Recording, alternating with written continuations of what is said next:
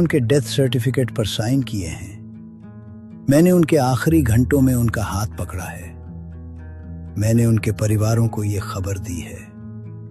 और आज मैं आपको एक ऐसी बात बताने जा रहा हूं जो उन ज्यादातर लोगों में समान थी।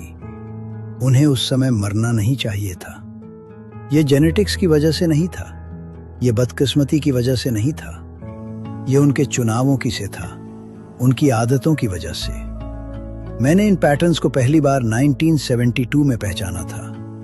दशकों तक मैंने अपने मरीजों को इन आदतों के बारे में चेतावनी दी। ज्यादातर ने मेरी बात नहीं मानी और आज ज्यादातर लोग इस दुनिया में नहीं हैं। मैं 105 साल का हूं। मैं ये आपको इसलिए नहीं बता रहा कि आप मुझ पर तरस खाएं या हैरान हो। मैं ये इसलिए बता रहा हूं क्योंकि मैंने मरते हुए लोगों के साथ उतना समय बिताया है जितना शायद आज जीवित बहुत कम लोगों ने बिताया होगा। और मैं ठीक ठीक जानता हूं कि कौन लोग 90 साल तक जीते हैं और कौन लोग 68 की उम्र में अचानक चले जाते हैं। संभव है कि आप अभी, आज, इस सुबह उन आदतों में से कम 2 कर रहे हों और आपको पता भी नहीं कि वे आपकी जिंदगी के साल कम कर रही हैं। पहली चीज जो मैंने 53 साल की मेडिकल प्रैक्टिस में सीखी वो ये है कि लगातार बैठना आपको बहुत तेजी से मार सकता है। ये कोई अतिशयोक्ति नहीं है।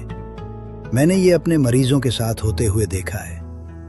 1981 में मैंने उन मरीजों के अलग नोट्स रखने शुरू किए जो दिन भर बैठकर काम करते थे, अकाउंटेंट, सेक्रेटरी, एग्जीक्यूटिव्स, और उन लोगों के जो दिन भर चलते फिरते रहते थे।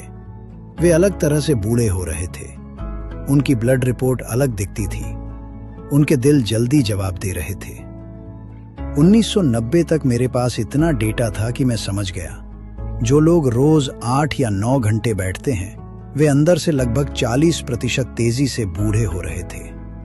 जब आप बैठते हैं तो आपका रक्त संचार धीमा हो जाता है, खून पैरों में जमा होने लगता है, आपका लिम्फेटिक सिस्टम जो चलने फिरने पर निर्भर करता है धीमा पड़ जाता है, शरीर में विषैले तत्व जमा होने लगते हैं, मांसपेशियां कमजोर होने लगती हैं। समाधान कठिन नहीं है। हर घंटे उठिए, थोड़ा चलिए, अपने पैरों को काम में लाइए। मैं 1974 से ये कर रहा हूं। हर 50 मिनट में उठता हूं और आज भी 105 साल की उम्र में मैं ऐसा ही करता हूं। दूसरी चीज है नींद। सिर्फ पर्याप्त नींद नहीं बल्कि सही नींद। मैं आपको बता नहीं सकता कि कितने मरीज गर्व से कहते थे कि उन्हें सिर्फ 5 या 6 घंटे की नींद चाहिए। ये ताकत की निशानी नहीं थी, ये भ्रम था। आपके मस्तिष्क को 7 से 9 घंटे की नींद चाहिए ताकि वो खुद की मरम्मत कर सके। लगातार कम नींद लेने से शरीर में विषैले तत्व जमा होने लगते हैं। मैंने देखा है कि जो लोग खराब नींद लेते थे उनमें याददाश्त की समस्या 10 साल पहले शुरू हो जाती थी। और एक और बात, टूटी हुई नींद कम नींद से भी ज्यादा खराब होती है। अगर आप 8 घंटे बिस्तर पर रहने के बाद भी थके हुए उठते हैं तो समझिए कुछ गलत है। तीसरी चीज जो लोगों को 60 के बाद मारती है वो है अकेलापन। ये सुनने में साधारण लगता है लेकिन ये बहुत गंभीर है। अकेलापन शरीर में लगातार तनाव पैदा करता है, कॉर्टिसोल बढ़ता है, इम्यून सिस्टम कमजोर होता है, सूजन बढ़ती है। मैंने ऐसे मरीज देखे जो बाकी सब तरह से स्वस्थ थे लेकिन अकेले रहते थे और वे उन लोगों से भी जल्दी गिरते गए जिनके पास गंभीर बीमारियां थीं लेकिन मजबूत रिश्ते थे। इंसान अकेले रहने के लिए नहीं बना है। चौथी चीज है खाना। कई सालों तक लोगों को गलत सलाह दी गई। लो फैट खाना, ज्यादा मीठा और ज्यादा प्रोसेस्ड कार्बोहाइड्रेट। 60 की उम्र के बाद शरीर की क्षमता बदल जाती है। जो खाना 40 में ठीक था वो 70 में नुकसान कर सकता है। मैंने 65 की उम्र में अपना खाना बदला, प्रोसेस्ड कार्बोहाइड्रेट कम किए, सब्जियां और प्रोटीन बढ़ाया। 3 महीनों में फर्क दिखाई देने लगा। 5वीं चीज है लगातार चिंता। ये बीमारी जैसी नहीं दिखती, ये आदत जैसी दिखती है। लेकिन लगातार चिंता आपके शरीर को अंदर ही अंदर नुकसान पहुंचाती रहती है।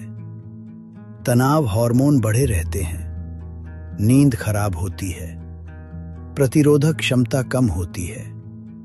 जो चीजें आपके नियंत्रण में नहीं हैं, उन्हें छोड़ना सीखना सिर्फ मानसिक शांति नहीं, बल्कि जीवन बचाने जैसा है। मैं आपको अपनी पत्नी के बारे में बताना चाहता हूं।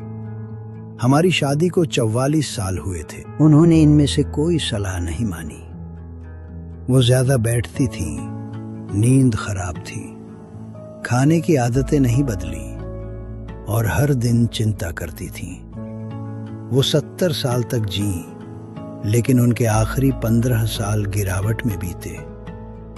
वे साल जीवन नहीं थे, धीरे धीरे कमजोर होते जाने का समय थे। मैं 105 साल का हूं। मैं अकेला रहता हूं, अपना खाना खुद बनाता हूं, हर दिन चलता हूं, पढ़ता हूं, परिवार से बात करता हूं और हर रात 7.5 घंटे सोता हूं। मैं खास नहीं हूं, मैं भाग्यशाली नहीं हूं। मैंने बस चुनाव किए। आप भी अभी इस समय चुनाव कर रहे हैं।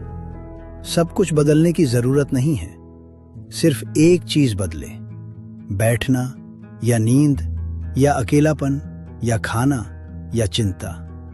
एक चीज ठीक करेंगे, बाकी आसान हो जाएगा। मैंने अपनी पत्नी को खोया है, अपने बच्चों को खोया है, 4000 मरीजों को दफनाया है और मैं आज भी यहां हूं आपसे कहने के लिए, ज्यादातर लोगों को उस समय मरना नहीं चाहिए था जब वे मरे। आप अभी यहां हैं। अब सवाल ये है, आप इसके बारे में क्या करने वाले हैं?